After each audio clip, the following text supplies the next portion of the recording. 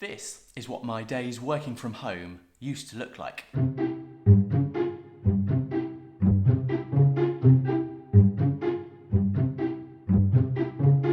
This is what I'm trying to make them look like now.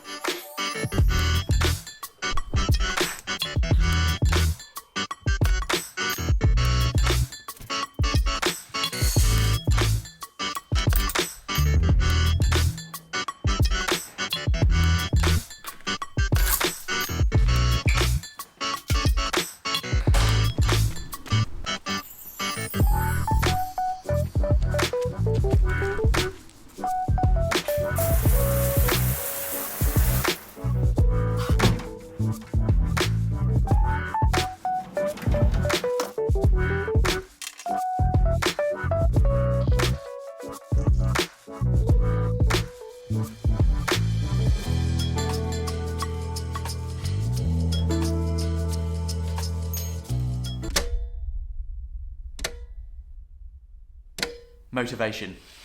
It's a fickle thing. Today's question is simple: how to make the most of our time. How to build the right habits and mindset to genuinely feel fulfilled and focused in our creativity. Insert whatever it is you're up to there. What I've been doing is spending time trying to work out a simple habit. It involves 5 steps I want to talk to you today about focusing your energy towards creating and producing things as opposed to consuming them. Before we jump into the 5 habits and tips I want to talk about in order to do that I've been trying out, a quick request. If you're finding value from these videos, hit that like button, and please, if you've not been here before and you're not subscribed, make sure you hit that subscribe button. It's the easiest way for us to stay connected, it's free, and the great thing is it helps grow the channel and help me and the content reach more people that might find it useful. So thank you very much for your support. Right, creating versus consuming. Let's go.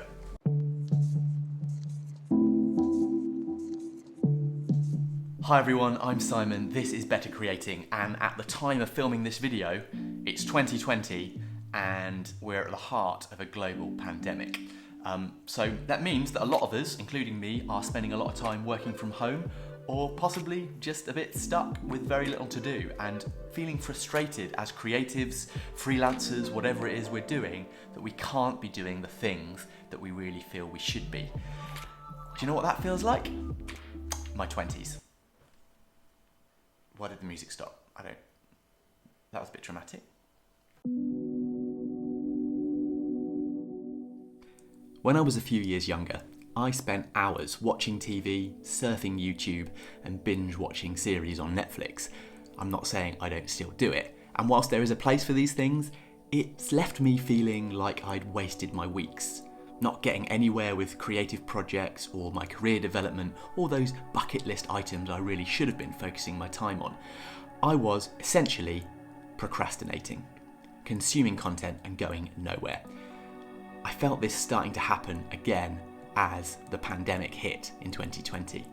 Just as things felt like they were taking off with my career, many of the freelance projects and creative work that I'd set up just disappeared, paused, or was cancelled altogether. And that, I think, is happening for many of us in all walks of life.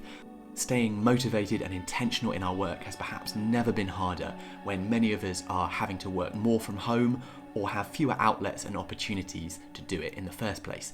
That's why over the last few months I've been trying to figure out how to beat this. In looking for motivation and direction, I think the remedy, for me at least, is simple. Create more than you consume. Easier said than done. Let's have a look then at how we can tip the scales towards finding the same pleasure from creating and producing as we do from consuming things. Before we start changing habits, let's ask a question. How do I really want to spend my time? This is the question to ask right at the heart of all of this, and asking questions is probably the best way to start shifting our behaviour. It's easy to talk about intention, intentional living, but this can seem amorphous. Good word, right? You know, intangible, a buzzword, hard to define in actual actions. Perhaps even more frustratingly, we can spend hours doing things that feel good, but that might not actually be our real priorities. So here are 5 concrete approaches to building the right habit to achieve this. Okay, number one sounds like a cheat. I've just gone straight back and said start consuming things. I'm not suggesting that we stop consuming. What I'm suggesting is that we're a little bit more intentional about how we consume and what we consume. This is about what a colleague of mine calls his cultural diet. Just like when we eat, we want to eat healthily, we want a balanced meal, and we want something that will give us the nutrients and the fuel in order to live our lives healthily. Now, I think what you consume, the things you watch, read, listen to, purchase, that's just the same. So I challenge you to cultivate one. Be intentional. Think about the lists of things that you might be able to consume in a way that are going to help you. Because, cheesy quote number one, we are the sum of our experiences, and the work that we create, the things that we produce, will only be a result of how we've experienced the world.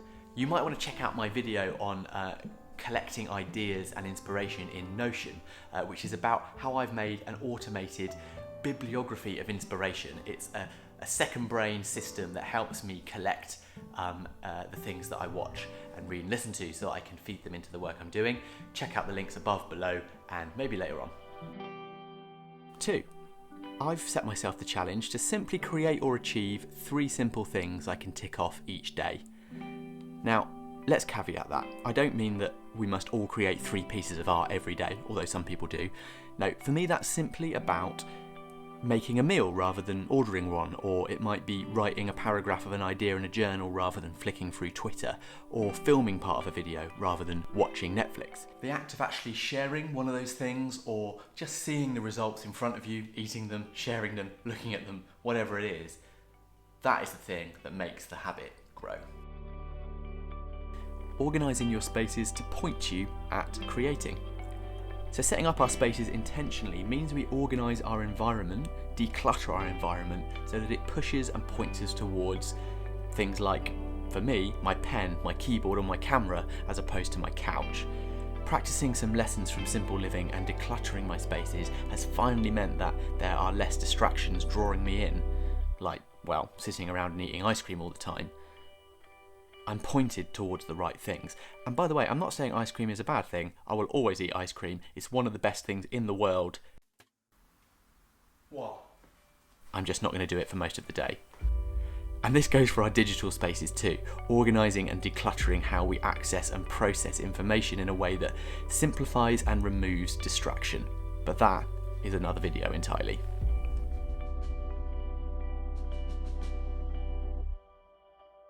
Beware of comparison and perfectionism.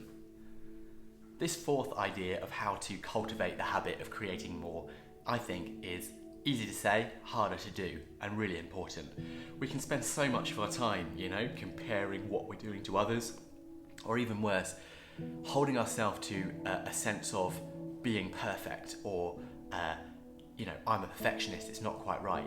We hold ourselves back from actually doing something because of that fear of not living up to either what we think our standards are or what others might be. And really, it comes down to just starting. And perhaps most importantly, a way of overcoming that fear of how you compare to others or needing your work to be perfect is to make the work for you. Don't make it for other people to start with. Do those creative tasks for yourself. By making it for you, I think probably, if you enjoy it, it's much more likely that if you are sharing it, others will as well. We become what we practice most. Another cheesy quote, but a brilliant truism that I learnt from a teacher early on. The idea that the more you do something, the more that is likely to be the thing that you become. So whether that's a job or a behaviour or the fact that you just eat a lot of cookie dough ice cream, it has its own kind of natural progression. It's about exponential growth, yeah? The more that something happens, the more it continues to happen. This is how we build a habit. A great example of this is actually the time I've spent making this YouTube channel. It has acted as a catalyst to motivate me in other areas of my life and work when it was harder to keep that work going. It's got me into a really positive rhythm. Small wins that build up make all the difference. Building and using a weekly planner and an automated task list to experiment with trying to be a little bit more consistent in how I focus my time is another great example of this. So, I guess finally, we better talk about the morning routine. Okay, stop, pause, let's just take a moment. Why is everyone talking about morning routines all the time? Look, I'm not against them. I actually just want to talk about, I think, what is most important about the idea of a morning routine. It is the buzzword, right, of business and self-help development stuff. But at the heart of it for me is the idea of what are the first actions that you want to take in a day. How you start your day, I think, sets the precedent for how you live the rest of it. That moment when you wake up, hopefully, is the time where you are most clear and most able to make choices about how you feel and how you're going to live for the rest of the day, before chores or children or careers or jobs or whatever else it is comes into focus. Taking time to be intentional, set your first actions, often setting things in place to allow you to do those things before you go to sleep. That's where I think really valuable time to create, produce, or just think for yourself can be found.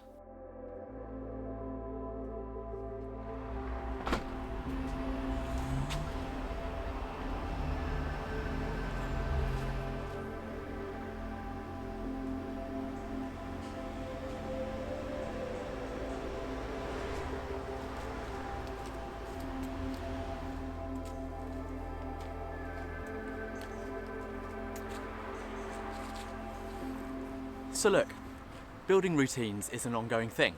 They become habits, but those activities can shrink and grow as other priorities or that seduction of procrastination creeps in. Or we just find that the mindful process that we developed in order to feel calm and focused is actually the thing that's just stressing us out because we haven't done anything in it. I think the key is to be flexible and reflective in the process, so aware of what's happening and making time to reassess and review where we are all the time so that we can better refocus our energy on the right stuff. On that note, you might like my weekly review system that I've developed in Notion.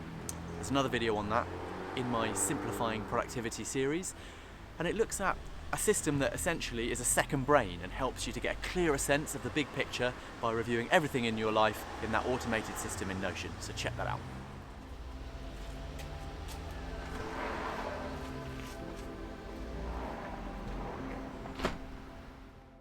So ultimately, we are, most of us at least, probably searching for two things: control and happiness in our day-to-day lives. It's kind of what we all want, right? Well, the problem is, of course, that life is chaotic. As my mum has always said, with a quote, which is probably another cheesy one, it's the thing, life, that happens to us when we're not paying attention. I think the best thing we can do is try to learn how to be flexible and responsive to what we're doing and the spaces that we have to be able to make the things we want to make. And if there isn't space, we creatively find ways to make an outlet for it. With the freelance theatre and film industry very much on pause, in some places very much on its knees at the moment, these videos have been a way for me to continue to have a creative outlet. That's what it's got to come down to, right? Try and practice the things that you want the most.